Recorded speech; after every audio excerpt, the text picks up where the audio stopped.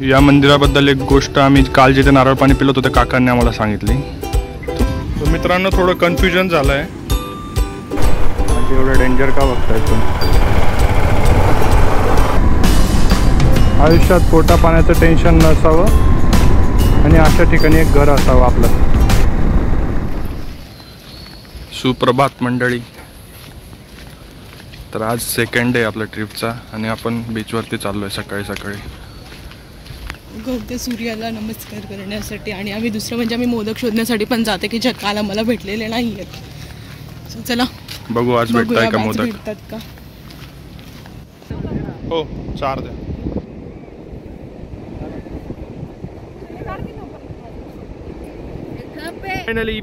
Finally आपल्याला मोदक भेटलेले आहेत आणि मी खूप खुश आहे. मला आज मोदक खायला भेटलंय. आज चतुर्थी पण आहे बाय द वे.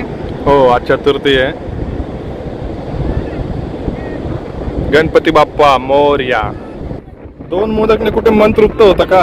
तर अजून 2 मोदक मागवले आहेत. खूप भारी वाटतंय. बीच आणि मोदक हे समीकरणच वेगळं आहे. काकूंकडून कळालं की आजच खूप जास्त वारा आहे बीचवरती, नाहीतर एवढा वारा नसतो बीचवरती. मे बी त्या माणगावात पाऊस पडलेला असल्यामुळे इकडे जास्त वारा आहे असं त्यांचं म्हणणं होतं.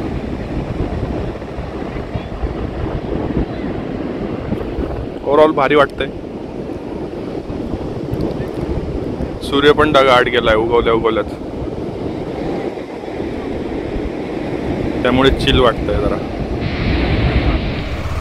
चला मग काका.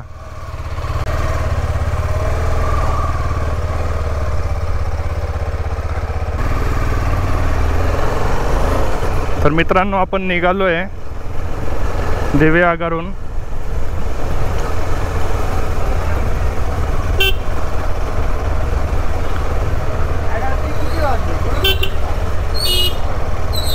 आपण श्रीवर्धनच्या दिशेने जाणार आहे. इकडून ऑलमोस्ट 10 to 15 किलोमीटर श्रीवर्धन आहे. त्याच्या पुढे काही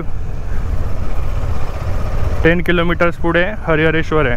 हरिहरेश्वरचा प्लॅन आपला बघू होतोय की नाही, पण श्रीवर्धनला तर जायचं आहे. तिकडे टेम्पल्स वगैरे आहेत. जवळपास 8:45 वाजलेत आता. आम्ही एका होमस्टेमध्ये थांबलो होतो. छान एक्सपिरियन्स होता. मस्त वाटतं ना कोकणच्या गल्ल्यांमधून ट्रॅव्हल करताना.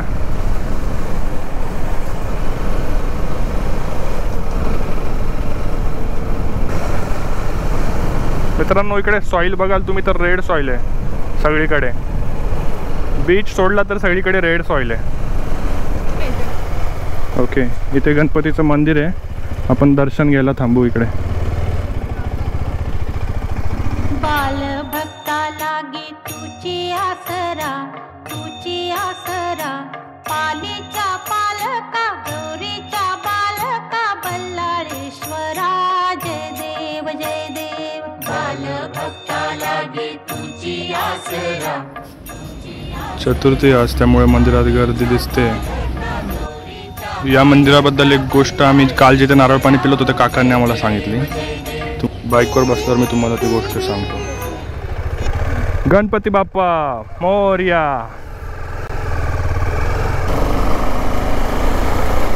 घरं किती सुंदर दिसतात तिकडचे बघा ना. कौलारू घरं.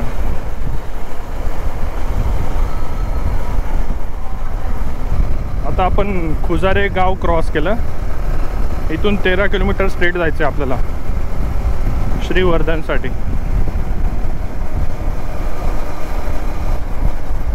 तुम्ही कोकणच्या या एरियामध्ये जर येत असाल, बीचेस छान आहेत, जास्त वर्दळ नाही आहे. आम्ही वीकेंडला आलो तरी सुद्धा एवढी वर्दळ नाही आहे इकडे.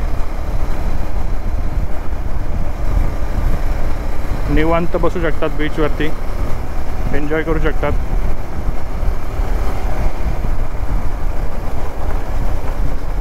तर काल आम्ही जिथे नारळ पाणी पिलं त्या काकांनी आम्हाला एक गोष्ट सांगितली होती त्या मंदिराबद्दल, गणपती मंदिराबद्दल. साधारण 6-7 वर्ष आधी तिथली सोन्याची मूर्ती चोरीला गेली होती.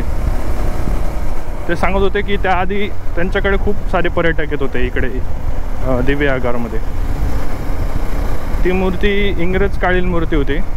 ती चोरीला गेली तेव्हापासून जरा पर्यटक कमी झालेत. असं त्यांचं म्हणणं होतं.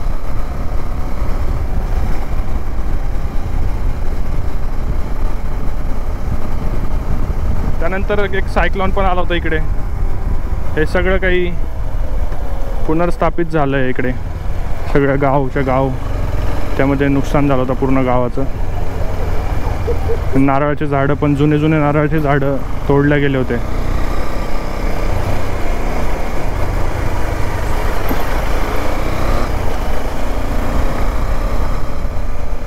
त्यामुळे इथल्या लोकल लोकांचं खूप नुकसान झालं.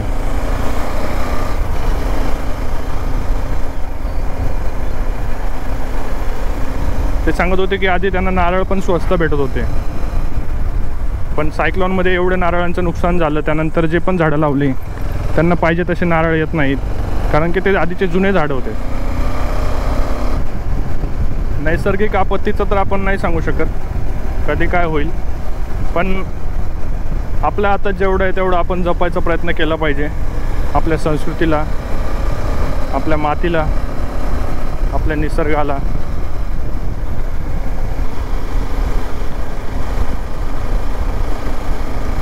हीच सगळ्यात बेस्ट गोष्ट आहे जी आपण पुढच्या पिढीपर्यंत घेऊन जाऊ शकतो. गणपती मंदिर हां,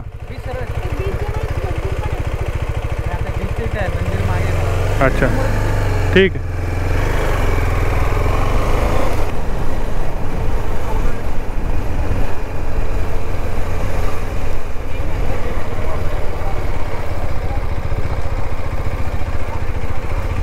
मित्रांनो, आपण बीचवरती आलो डायरेक्ट मंदिर शोधत.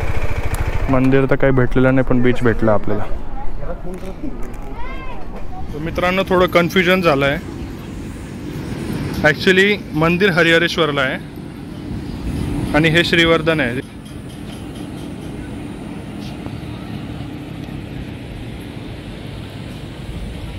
सेमच बीच आहे, फक्त इथे थोडंसं बसायला वगैरे जागा आहे. तेच बीच इकडे आहे. एक डोंगर क्रॉस केला की हे बीच आहे. या बीचवर एवढा मोठा लॉबस्टर पण आहे, छान बनवलाय. तर मित्रांनो, श्रीवर्धनवरती ब्रेकफास्ट केल्यानंतर आता आपण हरिहरेश्वरकडे निघालोय. आता आलोच आहे तर एवढं दूर तर जाऊन येऊ हरिहरेश्वरला, पण परत राहून गेला असं नको वाटायला ना. आपण महाराष्ट्रीयन खूप लकी आहोत की आपल्याला कोकणसारखा प्रदेश भेटलेला आहे. आपल्याकडे कोकणसारखी गोष्ट आहे. जेवढं फिरलं तेवढं कमीच वाटतं इकडे कोकणात. आजी सगळे बघतायत आपल्याकडे.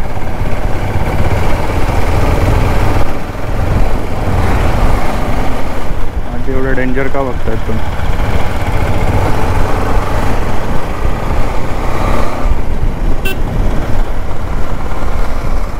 हे का दादा?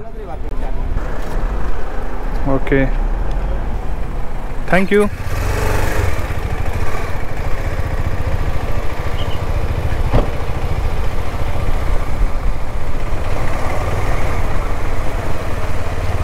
वाव,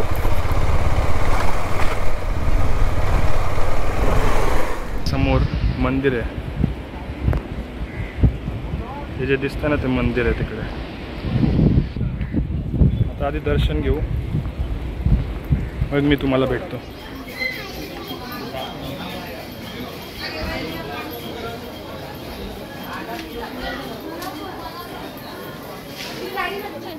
श्री क्षेत्र हरिहरेश्वर, श्री सिद्धिविनायक मंदिर.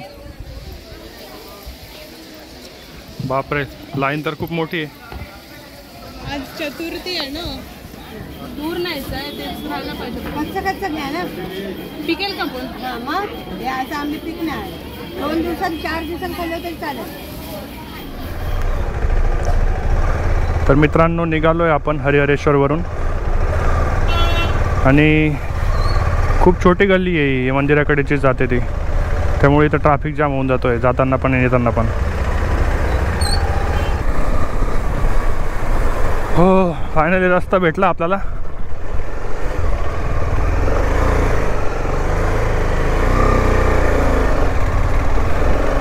मित्रांनो साधारण 1 तास आधी आपण निघालो होतो 11:30ला. आता वाजलेत 12:30 ऑलमोस्ट. आणि आपण चांदुरे गावाच्या अलीकडे थांबलो आहेत. एक वॉटर ब्रेक घेतला आहे. चालत बघा.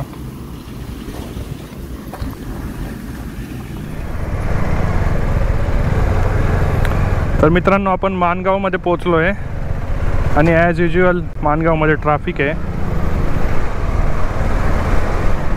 सॅटर्डेला जाताना आणि संडेला येतानाची ट्रॅफिक माणगावमध्ये भेटतेच. ऑलमोस्ट 70% कार्स मला MH12 आणि MH14 दिसत आहेत. सगळे आपला विकेंड एन्जॉय करून जड अंतकरणाने परत आपापल्या जगात परत जात आहेत.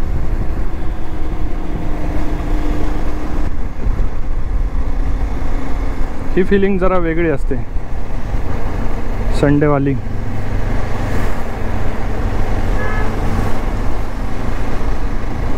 ॲक्च्युली सुट्टी ती फक्त सॅटरडे आणि फ्रायडे नाईट, बस तेवढीच असते. त्यामुळे मित्रांनो फिरत जा, एन्जॉय करत जा,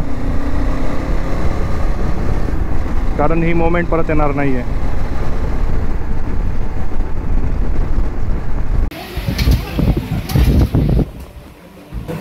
मित्रांनो तुम्ही म्हणाली कोंबडी कुठून आली मध्येच. तर आपण जेवणाला थांबलेलो आहे तामिनी घाटाच्या अलीकडेच हॉटेल प्रेम म्हणून.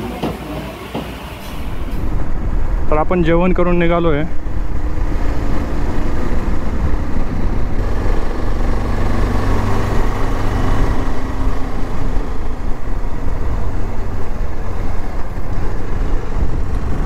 तुम्ही खाली निसर्ग बघू शकतात, किती सुंदर दिसतंय.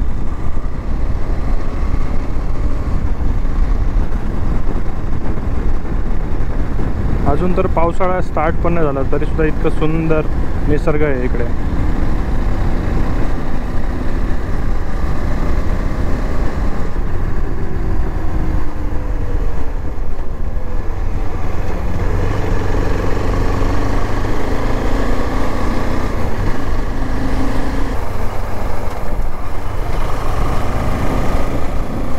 वाव, हे वडाचं झाड बघा,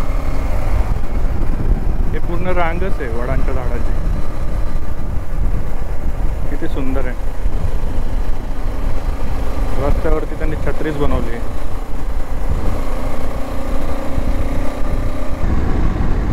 आयुष्यात पोटा पाण्याचं टेन्शन नसावं आणि अशा ठिकाणी एक घर असावं आपलं, बस. अजून काय पाहिजे.